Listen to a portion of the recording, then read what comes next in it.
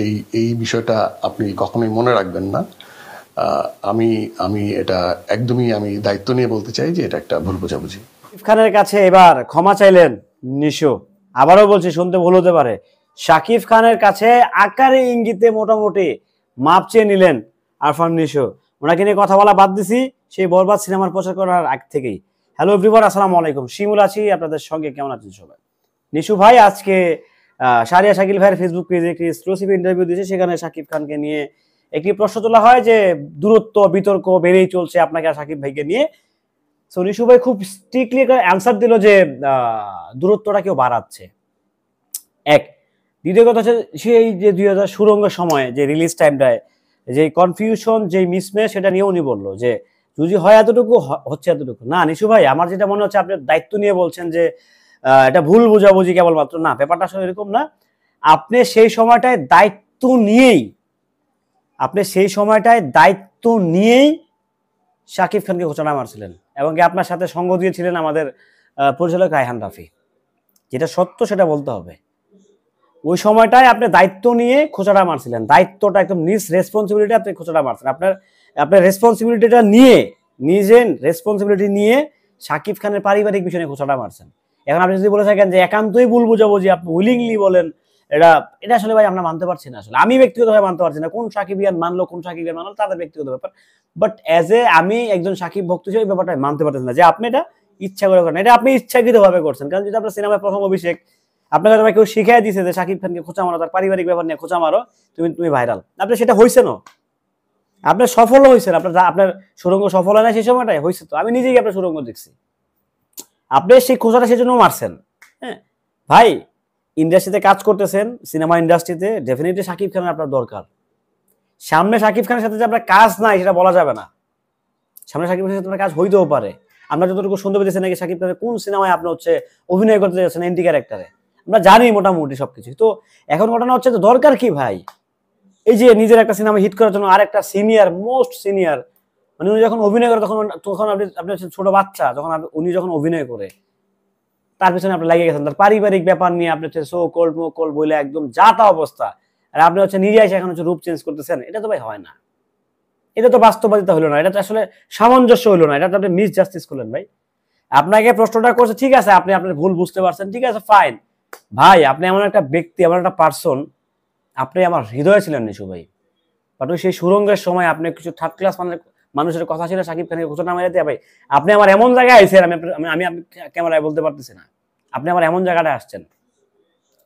এগুলো ঠিক না ভাই। কি লাভ এগুলো করে আসলে? দিন আপনার লাভ হয়েছে কোনো? পোলাপানের মানে আপনার 14 গোষ্ঠীকে সারা শাকিব খানের ভক্তরা উদ্ধার করে দিয়েছে সেই সময়টায়। এই যে আপনার দাগে রিলিজ সুপার ফ্লপের দিকে যাচ্ছে দাগে। ওই সিনেপ্লেক্সে ভালো চললে কিন্তু ভাই সুপার হিট হয় না সিনেমা। আপনাকে সিঙ্গেল স্ক্রিন থেকে টাকা তুলতে হবে। জানেন না দাগি সিনেমার বাজেট কয় টাকা? বাট যতটুকু শুনতে পাচ্ছি বেশ ভালোই বাজেট। শাকিল ভাই ভালো বাজেট নিয়ে সিনেমা বানায়। তো সেই জায়গা থেকে কোথায় আপনাদের প্রচারণা নাই? তো হচ্ছে না, এবার তো কাজ হচ্ছে না, কারণ এবার শাকিব খানকে খোঁজা মারেন। শাকিব খান খোঁজা মারবেনই বা কেন? আপনার শাহরিয়া শাকিল তো শাকিব খানেরই প্রডিউসার, এখন কুরবানিতে তাণ্ডব নিয়ে আসতেছে। সো এবার আপনি উড়ে গেছেন ফাটা বাসের চিপায়, খোঁজা মারতে পারতেছেন না, কিছুই করতে পারতেছেন না। যাই হোক ইস্যু ভাই, যারা সিনিয়র তাদেরকে অবশ্যই সিনিয়রিটি দেওয়া উচিত। আপনি কাকে আপনার আইডল, কাকে আপনি মানেন, কাকে মানেন সেটা আপনার এজ এ পার্সোনাল ব্যাপার। আপনি বারবার হুমায়ুন আহমেদের কথা বলতেছেন, হুমায়ুন ফরিদের কথা বলতেছেন, সে আপনার আইডল, ঠিক আছে, ফাইন, সে আপনার আইডল থাকতেই পারে, তাই না?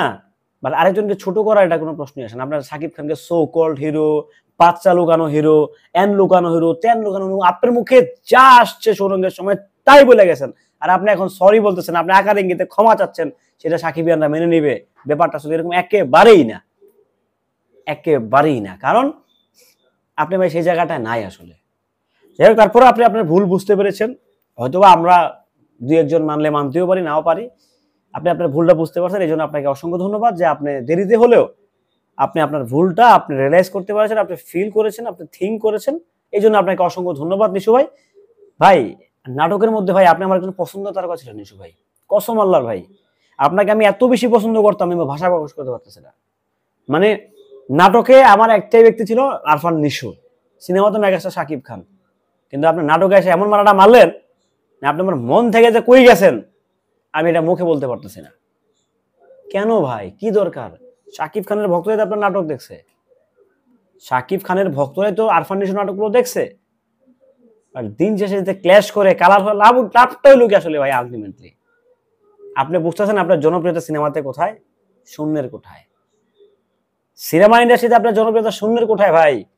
ওই আপার ক্লাসের দর্শক দিয়ে আপনি সিনেমা কখনোই হাউসফুল করতে মানে সুপারহিট করতে পারবেন না। এবার আপনাকে ম্যাস অডিয়েন্সের কাছে যেতে হবে, একদম রুট লেভেলের অডিয়েন্সের কাছে যেতে হবে, সিনেমা হলে ভিড় থাকতে হবে, দেন তারপরে আপনার সিনেমায় সফল।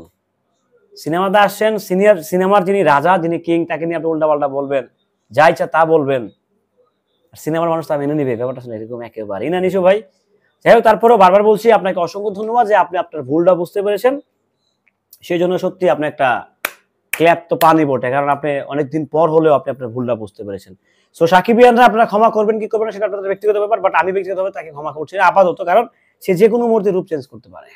তার একটা সিনেমা আসলে সাকিব খানের সাথে যে কোনো বছরে সে যে কোনো মুহূর্তে আবার হচ্ছে ইউটার্ন নিতে পারে। সো এটা আপনাদের ব্যাপার, কাকে বিশ্বাস করবেন কি করবেন না এটা আপনাদের ব্যক্তিগত ব্যাপার ভাই, বাট আমার কাছে মনে হচ্ছে এটা সম্ভব না।